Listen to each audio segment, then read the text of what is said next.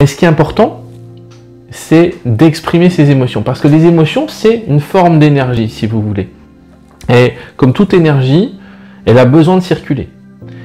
Les émotions ont besoin de circuler dans le corps, et elles ont pour vocation donc de circuler dans le corps, de transmettre un message, puisque j'ai dit tout à l'heure, c'est notre boussole qui nous indique qu'est-ce qui est bon pour nous, qu'est-ce qui n'est pas bon, d'accord? Et une fois qu'elles ont délivré le message, elles doivent être évacuées.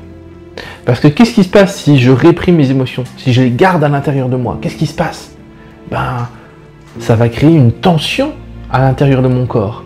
Une tension de plus en plus forte, comme la cocotte minute. Et les tensions internes dans le corps, ben, ça va faire des dégâts au bout d'un moment, en fait. Donc, il est vraiment capital de vivre ces émotions et de trouver un moyen de les exprimer. Parce que qu'est-ce qui se passe si je garde mes tensions dans le corps?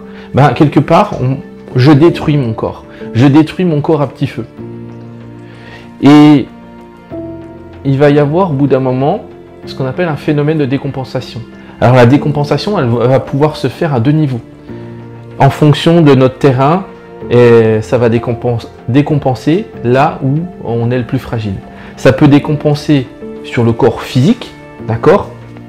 Donc avec les fameuses maladies psychosomatiques, où on va avoir des boutons qui nous sortent sur la peau, de l'eczéma, un chalazion, un orgelet sous la paupière. Donc ça c'est des petits trucs, mais ça peut aller sur des trucs beaucoup plus grands. Mais en fait, ça c'est un mécanisme de protection de votre corps.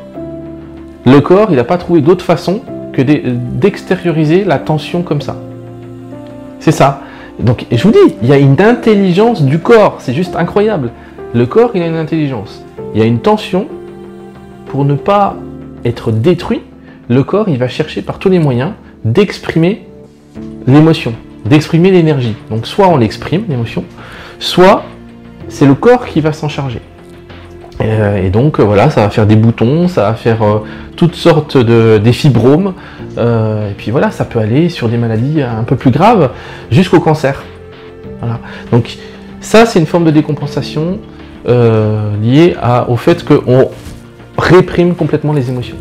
Alors ça peut descendre dans le corps, mais ça peut aussi aller dans le mental.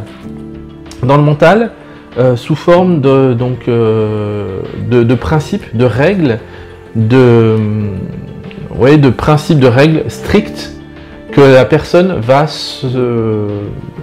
s'imposer en fait. Parce que pour l'éducation ou pour toute autre raison, elle va se dire, ok, je ne peux pas exprimer mes émotions. Si j'exprime mes émotions, c'est dangereux.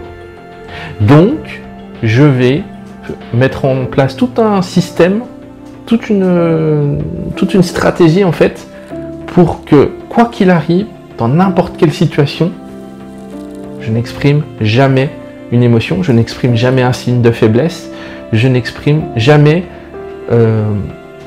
quoi que ce soit, d'accord?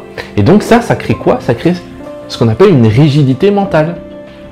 Et la rigidité mentale, ça pose problème parce que, voilà, rigidité mentale, il y a tout un tas de formes de manifestations possibles. Et par exemple, c'est les troubles obsessionnels compulsifs. Hein, vous savez, les obsessions de lavage des mains ou les obsessions de vérification, ça, c'est une forme de rigidité mentale qui est due au fait que je ne peux pas exprimer mes émotions. Donc, je vais mettre en place tout un tas de stratégies pour évacuer la pression, me rassurer. Mais le problème avec ça, c'est que c'est pas du tout adapté au mouvement de la vie. Parce que la vie, c'est quoi? La vie, c'est le changement, la vie, c'est le mouvement. Tout est en mouvement tout le temps.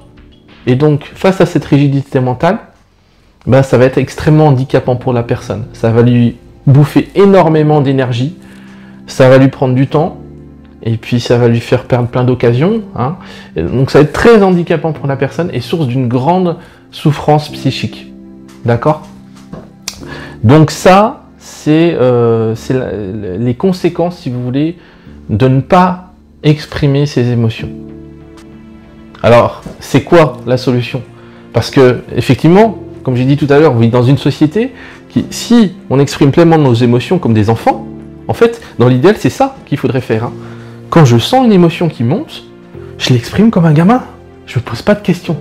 Sauf que, voilà, on vit dans une société où si on veut pas être pris pour un fou ou si on veut pas être pris pour un faible, eh ben, il va falloir composer avec.